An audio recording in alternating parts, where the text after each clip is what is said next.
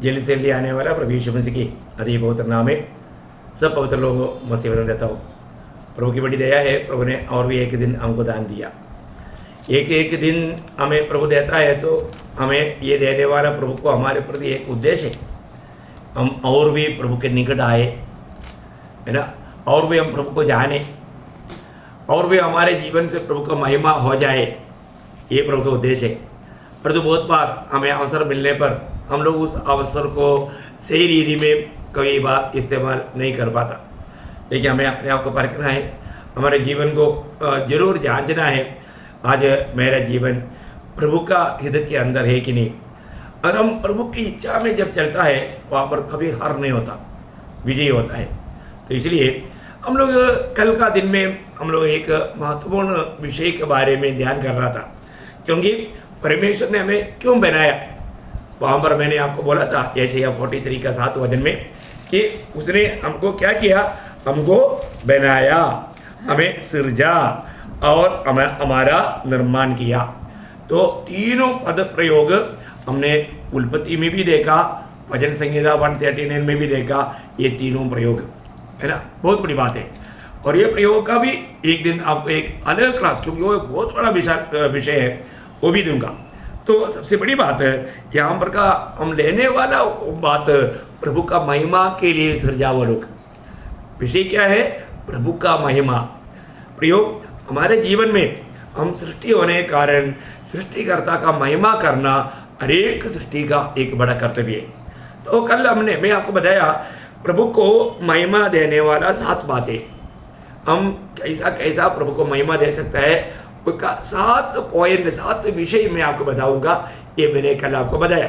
उनमें से एक बात मैंने आपको बताया, जो धन्यवाद की भेंट चढ़ाता है वो प्रभु का महिमा करता। जब खुद प्रभु ने कहा हुआ शब्द है, मतलब 50 भजन संहिता का 23 वचन, मैं अभी वो नहीं पढ़ाना चाहूँगा। बोलने का अर्थ मतलब इस विषय पर कल हम लोगों ने आलोचना पाया था। बहुत लंबा विषय हो ही, एक्चुअली वो विषय को ही बोलने के लिए 2-3 घंटा चाहिए, लेकिन मैं आपको बहुत कम शब्दों में आपको समझाया। प्रियो, आज हमको ये जो बलिदान, धन्यवाद के बलिदान, ये कितना श्रेष्ठ है उसका महत्व जानेगा तो हमारे ओटो में हमेशा प्रभु का स्तुति रहेगा। तो आज हमें ये सुनने के बाद हमारे जीवन में कुछ बदलाव आया है कि नहीं, ये बात को हमें परख कर देखना। ओके, आज मैं दूसरा पॉइंट पर आता हूँ। दूसरा पॉइंट मैं एक बात आपको बताना चाहूँगा। देखिए, प्रभु यीशु मसीह ही हमारा सारे बातों के लिए आदर्श है, क्योंकि पहला पत्रोस 2 अध्याय का 21 वचन में लिखा है, वह हमें आदर्श देकर गया, उसके पथ चिन्हों पर चले। तो आज मैं उस आदर्श पर मेरा जीवन है कि नहीं, ये बात को हमें जानना है। तो यीशु मसीह की प्रार्थना, यीशु मसीह की प्रार्थना करके जो कहता है, कई लोग उसको भी गलत समझता। जो मत्ती 6 अध्याय में और लूका 11 अध्याय में बताया हुआ प्रार्थना जो है, वो प्रभु का प्रार्थना नहीं, ये चेलों की प्रार्थना है। पर जो प्रभु का प्रार्थना कौन सा है, वो है यूहन्ना 17 अध्याय। यूहन्ना 17 अध्याय का प्रार्थना यीशु मसीह की प्रार्थना है। और वो प्रार्थना वास्तव में एक प्रगोला तो वो 3 भाग में डिवाइड करके हम सीखना चाहिए। नासिक मंडली को मैंने एक हिंदी में ये क्लास लिया है, यूट्यूब में पढ़ा है, आपको देख सकता है। तो उसमें हम लोग देखते हैं पहला 1 से 5 तक का वचन, वो यीशु मसीह स्वयं खुद के लिए प्रार्थना की, खुद के लिए। और उसका दूसरा भाग उसका, और उसके अंदर कुछ मान इस यूहन्ना का सुसमाचार में बहुत अनोखा बात है। और दूसरा भाग 17 अध्याय का 6 से 19 तक चेलों के लिए प्रार्थना है, चेलों के लिए यीशु मसीह का मध्यस्थी प्रार्थना है। और उसका 20 से 26 तक ये मंडली के लिए प्रार्थना है। तो यहाँ पर एक खास बात मैं आपको बताना चाहता हूँ। इस प्रार्थना में प्रभु ने बार बार कहने वाला एक बात है, खास करके यूहन्ना का सुसमाचार में ये सब्जेक्ट हम देख सकते हैं कि अभी तक मेरा घड़ी नहीं आया, अभी तक मेरा समय नहीं आया। ये प्रयोग सिर्फ यूहन्ना का सुसमाचार में 9 बार दिया है, 9 बार। मैं वो वचन सिर्फ आपको बताऊंगा, पढ़ाऊंगा नहीं, क्योंकि फिर टाइम बहुत हो जाएगा, क्योंकि हमारा विषय में नहीं आता। लेकिन यूहन्ना का सुसमाचार लेने के कारण मैं थोड़ा सा उसके बारे में आपको बता रहा हूँ। उसका 2 अध्याय का 4 वचन, उसका 7 अध्याय का 6 वचन, और उसका 30 वजन, 8 अध्याय का 20, 12 अध्याय का 23 और उसका 27 और 13 अध्याय का पहला वजन और 16 अध्याय का 32 वजन और 17 अध्याय का पहला वजन। ये 9 बार प्रभु ने कहा है कि मेरा घड़ी आया है या नहीं आया है, अब नहीं है, ऐसा बोल करके घड़ी की विषय में, उसके समय की विषय में। और एक विशेष बात, इसी अध्याय में, ये 17 अध्याय में 6 बार यीशु मसीह ने पिता करके संबोधित किया है, पिता करके संबोधित किया। वो बात भी मैं आपको बोलता हूँ। उसका 17 अध्याय का पहला वजन, उसका 5 वजन, उसका 11 वजन, उसका 21 वजन, उसका 24 वजन और उसका 25 वजन, इतना 6 बार। और उसमें 2 बार, जबकि उसका 17 का 11 में बोलता है हे पवित्र पिता, सिर्फ पिता नहीं, पवित्र पिता। और उसका 25 में लिखा है हे धर्मी पिता। क्या बोला? हे धर्मी पिता, 25 वजन में, है ना। तो इस रीति में संबोधित किया। तो मैं बोलने का अर्थ प्रयोग बहुत बड़ी बात है। तो इस प्रार्थना का, यीशु मसीह का खुद के लिए प्रार्थना के समय में प्रभु ने पिता को बोला हुआ एक शब्द है, वो बहुत अनमोल बात है। हम पढ़ेंगे 17 अध्याय का 4 वचन। जो कार्य तूने मुझे करने को दिया था उसे पूरा करके मैंने पृथ्वी पर तेरी महिमा की है। देखा शब्द आया। देखिए, यीशु मसीह जब ये दुनिया में था, उस समय में पिता ने जो काम करने के लिए दिया था वो पूरा किया। ओह, क्या बात है। हमने ये बात को जानना है ना। जो व्यक्ति प्रभु का दिया हुआ काम पूरा करता है, वो क्या करता? पिता का महिमा करता। देखिए, ये हम लोग जानना चाहिए ना, हमारे लिए भी वही नियुक्ति है। क्योंकि आपको ये जानना है, पहला यूहन्ना 4 अध्याय उसका 17 वचन की बी पाठ में लिखा है, जैसा यीशु मसीह है वही, क्योंकि जैसा वह है वैसे ही संसार में हम भी है। देखा, जैसे वो है वैसे संसार में हम भी है। देखो, ये जानकारी आज भी बुढ़ाट पाया हुआ बहुत पवित्र लोगों में कार्य नहीं करता। प्रियो, हमारे जीवन में हम सिर्फ अपने आप को मसीह कहलाना काफी नहीं, हम एक सच्चा मसीह होकर के जीवन बिताना। क्योंकि वहां पर वही पहला यूहन्ना 2 अध्याय का 6 वचन में क्या पढ़ता हम लोग? पहला यूहन्ना 2 अध्याय का 6 वचन में, जो कोई ये कहता है कि मैं उसमें बना रहता हूँ, उसे चाहिए कि आप भी वैसा ही चले जैसा वह चलता था। देखा प्रियो, है मैं मसीह में हूँ, मैं क्रिस्ती हूँ, मैं मसीह में बना रहता हूँ कहने वाला यीशु मसीह की चाल चलना। तो यीशु मसीह ने कैसे चला? और बात में पिता का इच्छा पूरा करते हुए पिता का महिमा किया। ये बात हमारा भी चाहिए ना। हमारे भी जीवन में क्लियर प्रभु ने उसी प्रार्थना में 17 अध्याय का प्रार्थना में उसका 18 वचन में प्रभु ने क्या बोला? जैसे तूने मुझे जगत में भेजा, वैसे ही मैंने भी उन्हें जगत में भेजा। देखा, पिता को यीशु मसीह बोल रहे हैं, पिता जैसे तूने मुझको भेजा ना, वैसे मैं इनको भी भेजा। देखो, बोलने का मतलब एक बहुत बड़ा जिम्मेवारी देख करके प्रभु अपने चेलों को भेजा है। अब ये बात यीशु मसीह जी उठने के बाद में भी यही शब्द को कहा यूहन्ना 20 का 21 वचन में। यीशु ने फिर उनसे कहा, तुम्हें शांति मिले। जैसे पिता ने मुझे भेजा है वैसे मैं भी तुम्हें भेजता हूँ। देखा, वैसे मैं भी तुम्हें भेजता हूँ। कितना अनोखा बात है प्रियो, है ना। हम लोग ग्रेट कमीशन करके सुनता है ना। ग्रेट कमीशन क्या है? ग्रेट कमीशन महान योग। क्या वो महान योग है? जब मत्ती के सुसमाचार 28 अध्याय उसका 18 से 20 तक का वचन, यीशु ने उनके पास आकर कहा, स्वर्ग और पृथ्वी का सारा अधिकार मुझे दिया गया है, इसलिए तुम जाओ, सब जातियों के लोगों को चेला बनाओ। देखा, सब जातियों का लोगों को चेला बनाओ और उन्हें पिता और पुत्र और पवित्र आत्मा के नाम से बपतिस्मा दो, और उन्हें सब बातें जो मैंने तुम्हें आज्ञा दी है मानना सिखाओ, और देखो मैं जगत के अंत तक सदा तुम्हारे संग हूँ। प्रियो, ये है प्रभु का उस महान नियोग। हम हरेक लोगों को प्रभु ने एक सुसमाचार सौंपा है। उस कार्य करने के लिए आज हम कहां तक उलझाइए, ये बात को हमें जानना है ना। आज भी बहुत से लोग बोलते हैं कि मैंने उधार पाया, परंतु उनको नहीं मालूम उनको प्रभु ने नियुक्त किया है करके। प्रभु की नियुक्ति किसके लिए? सबको सुसमाचार सुनाना, सारे लोगों को चेला बनाना, उनको पिता पुत्र पवित्र आत्मा के नाम से बपतिस्मा देना, और उनको जो भी प्रभु ने हमें बताया वो बात मानना सिखाना। एक बहुत बड़ा जिम्मेवारी प्रभु के लोगों को प्रभु ने दिया है प्रियो, है ना। आज कई लोग बोलते हैं मैंने उधार पाया पर प्रभु को ग्रहण किया पर तो बपतिस्मा नहीं लिया। ऐसा हो सकता है? कभी नहीं प्रियो, क्योंकि एक व्यक्ति का अंदर उधार का कार्य हुआ तो बाहर उसको प्रकट करने वाला प्रभु का सबसे बड़ा पहला गवाह बनने वाला स्थान है बपतिस्मा। और वो कार्य नहीं हो रहा है तो व्यक्ति का उधार नहीं हुआ, ये सबूत है।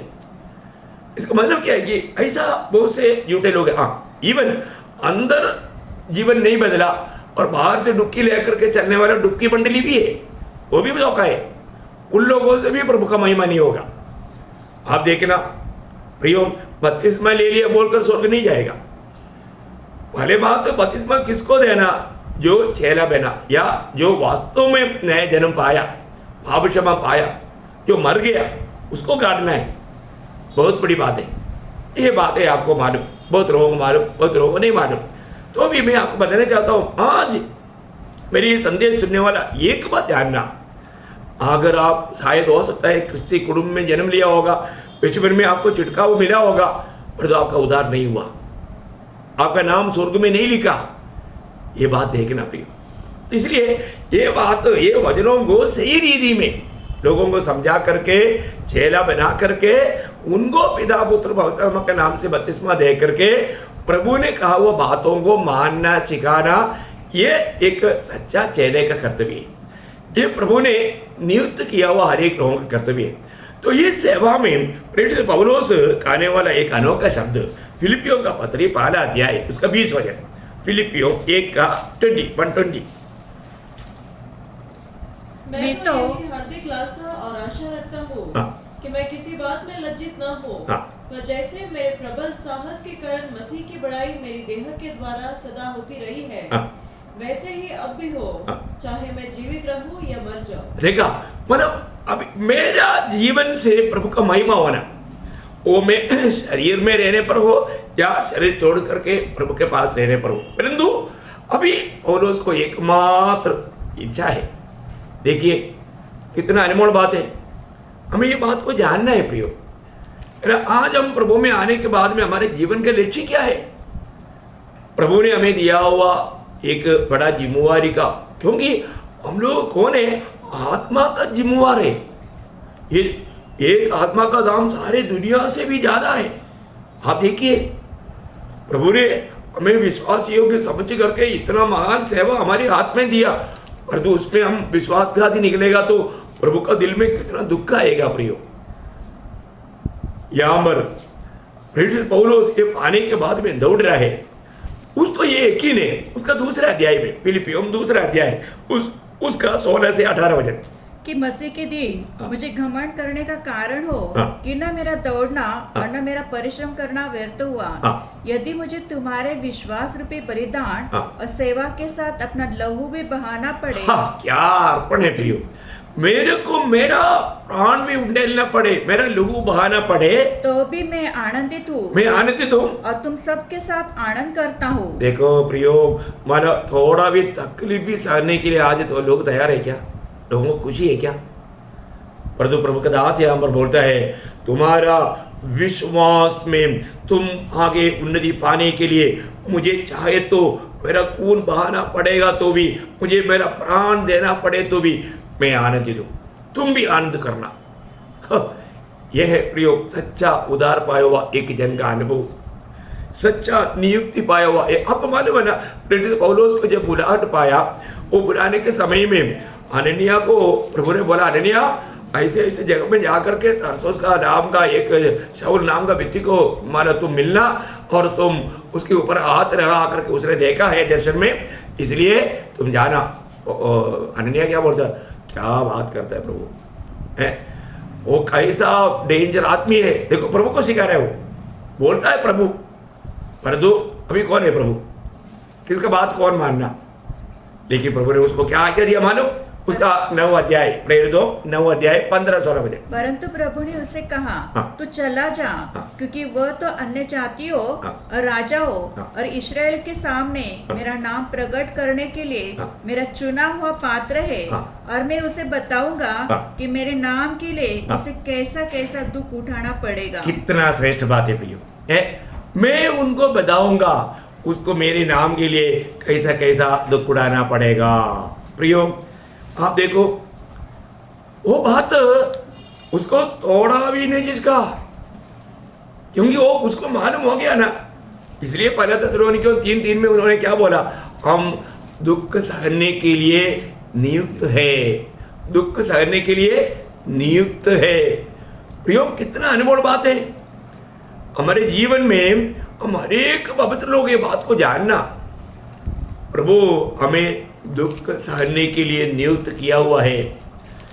इसलिए ये जीवन की यात्रा में हम प्रभु का गवाह बनेगा तो हमको दुख बुलाने की जरूरत नहीं, दुख भागकर हमारे पास आएगा है। वो दुखों को देखकर डरना नहीं प्रियो। प्रेरित पौलुस इसलिए ना मसीह में आने के बाद में हमारा सही समर्पण अगर नहीं है तो विजयी जीवन नहीं होगा। वो समर्पण क्या मालूम है, जब प्रेरितों का 20 अध्याय उसका 24 हो जाए। परंतु मैं अपने प्राण को कुछ नहीं समझता हाँ। कि उसे प्रिय जानो, हाँ। वरन यह कि मैं अपनी दौड़ को और उस सेवा को पूरी करूं जो मैंने परमेश्वर के अनुग्रह की सुसमाचार पर गवाही देने के लिए प्रभु यीशु मसीह से पाई है। हो क्या अनमोल शब्द है। क्या आप प्रभु में हैं, आपने उद्धार पाया तो आप प्रभु का गवाही देता है। देखिए प्रभु के सुसमाचार सबको देने के लिए प्रभु ने हमको नियुक्त किया है। हर एक पवित्र लोगों का कर्तव्य है प्रियो, सभी लोगों को गवाही देने के लिए प्रभु ने नियुक्त किया है। इस नियुक्ति में शायद हो सकता है हमें प्राण भी देना पड़े। आज बहुत लोगों को प्रभु इस्तेमाल में नहीं कर पाता या उनके द्वारा प्रभु का महिमा नहीं होता, क्योंकि वो अपना प्राण को प्रिय जानता। आपको मालूम है प्राण को प्रिय जाने वाला उस दिन खोएगा, और जो प्रभु के लिए जो प्राण खोएगा वही जीतेगा। ये प्रभु का व्यवस्था है। वो तो अभी बरनबास और शाऊल के बारे में उसी 15 अध्याय में, प्रेरितों 15 अध्याय उसका 25-26 हो जाए।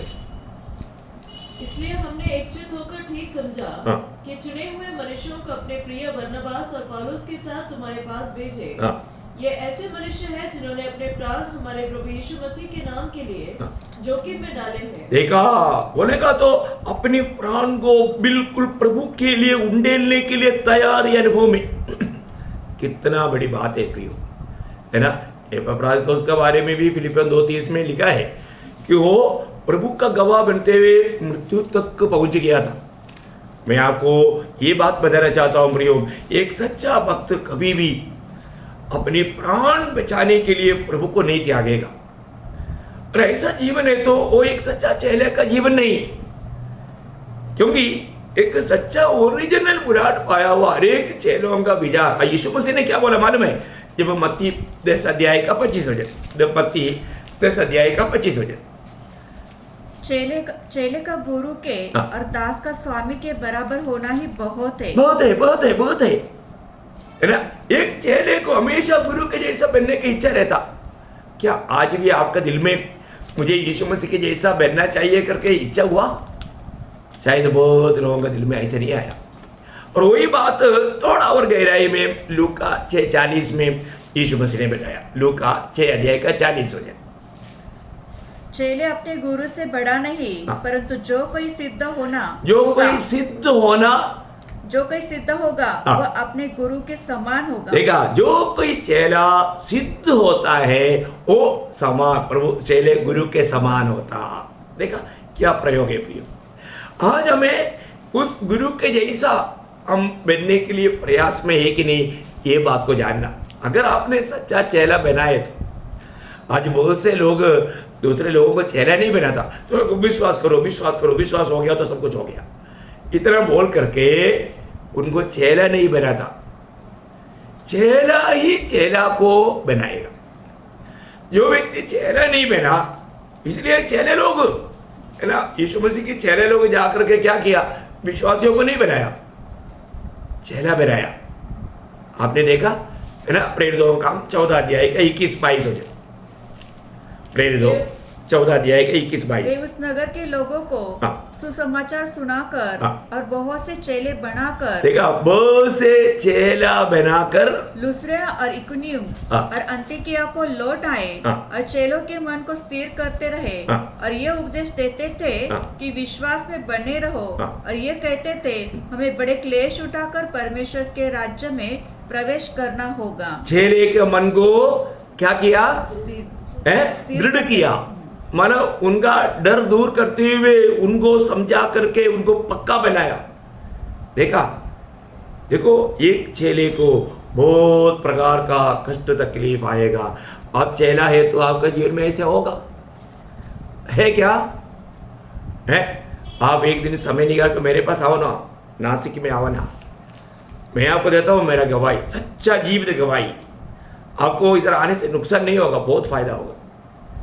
पर तो आज बहुत लोगों के जीवन में गवाही नहीं है ना। क्यों? क्योंकि वो चेला ही नहीं है ना, और दूसरे को चेला बनाने में असमर्थ है।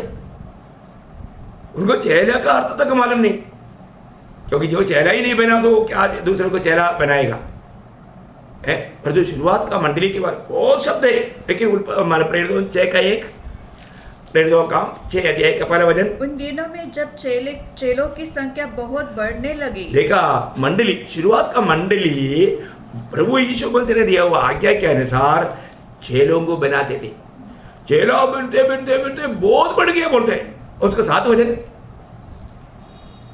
परमेश्वर का वचन फैलता गया हाँ। और यरूशलेम में चेलों की गिनती बहुत बढ़ती गई। देखा, चेलों का गिनती बहुत बढ़ती गया। आज कहीं चेहरा दिखता ही नहीं है। मंडलियां बहुत है पर तो चेहरा नहीं, मुझे कहीं नहीं मिलता चेहरा। सच्ची बात बोलता हूं, चेहरा बना हुआ लोग मंडली में चेहरा चाहिए, तभी तो मंडली का भी वास्तव में बढ़ोतरी होगा, और वही लोग प्रभु का काम करके प्रभु का महिमा करेगा। आज क्या है, लोग, मैं आपको बोला ना, हमारा यूहन्ना 3 का 16 सबको परिहाट है। मेरा क्या है, क्योंकि परमेश्वर ने जगत से ऐसा प्रेम रखा हाँ। कि उसने अपना एक लौता पुत्र दे दिया, हाँ। ताकि जो कोई उस पर विश्वास करे हाँ। वह नष्ट न हो, हाँ। परंतु अनंत जीवन पाए। सबको मालूम है ना, हमने अनंत जीवन पाया ना। परंतु पहले यूहन्ना 3:16 क्या लिखा मालूम? हमने प्रेम इसी से जाना हाँ। कि उसने हमारे लिए अपना प्राण दे दिए, हाँ। और हमें भी भाइयों के लिए प्राण देना चाहिए। प्राण देना चाहिए। ये बात नहीं जाना, अपन प्राण बचाना चाहता। विजय लोगों का चिन्ह क्या मालूम है? प्रकाशित वाक्य उसका 12 अध्याय का 11 वचन का आखिरी शब्द। प्रकाशित वाक्य 12 अध्याय 11 वचन का आखिरी शब्द। उन्होंने प्रिय अपने नहीं, प्राणों को प्रिय न जाना। हाँ, प्रिय नहीं जाना, प्रभु के लिए उंडेलने के लिए तैयार रहा। प्राण को प्रिय जानने वाला नष्ट करेगा। वो तो यीशु मसीह ने मत्ती उसका 16 अध्याय 24-25 वचन में क्या बोला? तब यीशु ने अपने चेलों से कहा, हाँ। यदि कोई मेरे पीछे आना चाहे हाँ। तो अपने आप का इनकार करे हाँ। और अपना क्रूस उठाए हाँ। और मेरे पीछे हो ले। हाँ। क्योंकि जो कोई अपना प्राण बचाना चाहे हाँ। वो उसे खोएगा। आज विश्वासी लोग प्राण को खो रहे, प्राण का उद्धार नहीं हो रहा है प्रिय। प्राण का उद्धार होना है तो आपको उस वचन में बना रह करके वचन को खाना पीना है प्रियो। वचन को खाना पीने का अर्थ क्या है? वचन को मानना, वचन को जीवन में लाना। और तो आज कितने लोग वचन जीवन में नहीं लाता। देखो लोग आज अपनी प्राण बचाना चाहता है, इसलिए अनंतता के लिए वो खो रहा है, नष्ट कर रहा है, धोखा खा रहा है प्रियो। लोगों को आज सुसमाचार का कार्य करने वाले कितने लोग हैं? दूसरे लोगों को चेला बनाने के लिए कितने लोग उलझा गए। ऐसा लोगों का अवस्था क्या रहेगा, है ना? मत्ती की सुसमाचार 10 अध्याय का 32-33 वचन। जो कोई मनुष्य के सामने मुझे मान लेगा, हाँ। उसे मैं भी अपने स्वर्गीय पिता के सामने मान लूंगा। हाँ। पर जो कोई मनुष्य के सामने मेरा इनकार करेगा, हाँ। उसे मैं भी अपने स्वर्गीय पिता के सामने इनकार करूंगा। देखा, इसका मतलब क्या है? बड़े बड़े प्रतिफल को खोएगा, मैं ये नहीं बोल रहा कि वो नरक जाएगा, नहीं, उधार पाया है तो जरूर स्वर्ग में मिलेगा, लेकिन कुछ भी नहीं, लज्जित हो जाएगा। जैसा एलिया को खड़ा किया, प्रभु ने बोले उसका सही मत देखो, मैंने उसको नहीं चुना, अयोग्य है, काम का नहीं मेरा। देखा, उसको मौका नहीं मिला, उसको मुकुट नहीं मिला, तो उधर भी प्रभु बोलेगा नो नो, उसको नहीं देना जीवन का मुकुट, no no no no, sorry no. ईश्वर से बोलेगा, अरे मैं तो इतना मुकुट दे करके हैरान हो गया, लेकिन देखो अयोग्य। वही बात मरकोस 8 अध्याय का 38 वचन, मरकोस 8 अध्याय का लास्ट वचन 38। जो कोई इस व्यभिचारी और पापी जाति के बीच मुझसे और मेरी बातों से लज्जाएगा, मैं मुझसे और मेरा वजन से, देखा, प्रभु यीशु का नाम लेने में लज्जाने वाले लोग, प्रभु यीशु मसीह के सुसमाचार देने के लिए, वचन को बताने के लिए जो शर्माने वाले लोग, मनुष्य का पुत्र भी जब वह पवित्र दूतों के साथ अपने पिता की महिमा सहित आएगा, तब उससे भी लज्जाएगा। अयो, कितना दुख की बात है, हर एक लोग समझने वाला बात है ना। आज के दिन भी हमें कितना अवसर मिला, पवित्र आत्मा ने अगुवाई किया, इसको बोल, क्योंकि नरक जा रहा है, इसको नरक जाकर के आनंद काल रोने जा रहा है, इसको अभी बचाने का टाइम है, अभी बोल। तुम चुप, आत्मा को दबा दिया, आत्मा को शुद्ध किया, क्योंकि अब उसको बोलेगा तो दूसरा भी देखेगा, मेरे को क्या सोचेगा मेरे बारे में। देखा, अरे सुसमाचार, गुड न्यूज़, और किसी के पास नहीं, हमारे हाथ में दिया, हम विश्वास योगी होकर के व्यवहार करेगा बोल करके दिया, पर जो आज का इस पीढ़ी के लोग विश्वासघाती लोग हैं, विश्वासघातियों से भरा हुआ है ना। रोग भरकना, मैं आपको सबको ये बताना चाहता हूँ, अपने जीवन को परखो। हम किसी लिए किसी को न्याय करना, अपने जीवन को परखो। मुझे हर समय प्रभु का गवाह बनने के लिए उत्साह है क्या? नाश में जाने वाला आत्मा के बारे में बोझ है क्या? मेरे को मिला हुआ ये जिंदगी मैंने कैसे बिताया? देखिए, पौलुस के जैसा गवाही देने के लिए आना चाहिए प्रियो। विश्वासियों के दास था, उन्होंने विश्वासियों के दास समझ करके प्रभु ने उसको नियुक्त किया, और उसमें वो विश्वासियों के रहा। इसलिए उसके, मतलब आपको मालूम है, मृत्यु से पहले लिखा हुआ उसका आखिरी पत्र है, 2 तिमोथी अध्याय पत्र, उसमें 4 अध्याय है, उसका 7-8 वचन पढ़ना। मैं अच्छी कुश्ती लड़ चुका हूँ, मैंने अपनी दौड़ को पूरी कर ली है, मैंने विश्वास की रखवाली की है। भविष्य में मेरे लिए धर्म का वह मुकुट रखा हुआ है, जिसे प्रभु जो धर्मी और न्यायी है उस दिन देगा, और मुझे ही नहीं वरन उन सबको भी जो उसके प्रकट होने को प्रिय जानते हैं। वो कितना सुंदर बात बोल करके वो अपना पत्र को समाप्त कर रहे प्रियो। हमें ये बात को जानना, अगर आज मेरा आखिरी दिन है तो मुझे ये गवाही देने के लिए आएंगे क्या? प्रभु ने जो मुझे दिया हुआ सेवा मैंने पूरा किया, मैंने मेरा दौड़ पूरा किया, मैंने अच्छा कुश्ती लड़ा। आज मैं, प्रभु ने मेरे लिए तैयार किया हुआ मुकुट पाने के लिए जा रहा हूं करके बोलने के लिए आना चाहिए। छाती पर हाथ लगाकर बोल, ऐसे बोल पाएंगे? है नहीं तो क्या मसीह जीवन बिता करके कितना बड़ा धोखा और कितना बड़ा दुखदायक अनुभव में पहुंचेगा। मैं हर एक लोगों को प्रियो, नो सेकंड चांस, एक ही चांस है, एक ही जिंदगी है, और ये अवसर बहुमूल्य है। इसको आप हल्का ना जानो, नहीं तो अनंत काल का भारी नुकसान हो जाएगा। और आजकल सत्य वचन इसी रीति में सिखाने वाला आपको नहीं मिलेगा। शायद मेरा बहुत बात आपको बहुत कड़वा लगता होगा, बहुत महंगा पड़ता है ना। महंगा ही है प्रियो, क्योंकि प्रभु का मार्ग सकरा मार्ग है, जीवन का मार्ग विशाल मार्ग नहीं, और उसमें चलने वाला बहुत नहीं, थोड़े हैं। इसलिए ये सत्य वचन प्रभु ने मुझे बुलाया है, तो ये बात को जानना प्रियो। 2 पत्रोस 1 अध्याय के 10 वचन में पत्रोस बोलता है ना, 2 पत्रोस 1 अध्याय के 10 वचन में, तो तेरा बुलाहट और चुने जाने को भली बातें जानने के लिए यत्न करो। देखा, जानो आपको प्रभु ने बुलाया क्या, प्रभु ने चुना है क्या? चुना है तो नियुक्ति पक्का है, आपके हाथ में संदेश है। आपका काम क्या है? रिविलेशन 17 अध्याय का 14 वचन के अनुसार, बुलाए हुए, चुने हुए और विश्वासी योग्य, उनके साथ प्रभु शैतान के ऊपर विजय पा करके उनको उस दिन आदर करेगा। मैं आग्रह करता हूँ, आप में से एक भी पीछे न रह जाए, उस दिन स्वामी से भले और विश्वास योग्य करके, जैसा मत्ती 25 का 21 और 23 में हम पढ़ता है, वो आवाज़ सुनने के लिए और स्वामी के आनंद में प्रवेश होकर के आनंद काल का उस आनंद में डूबा रहने के लिए, हमेशा उस आनंद में मगन रहने के लिए प्रभु ये वचनों के द्वारा आप सबको बहुत सहायता करे। प्रभु को महिमा मिले। आमीन।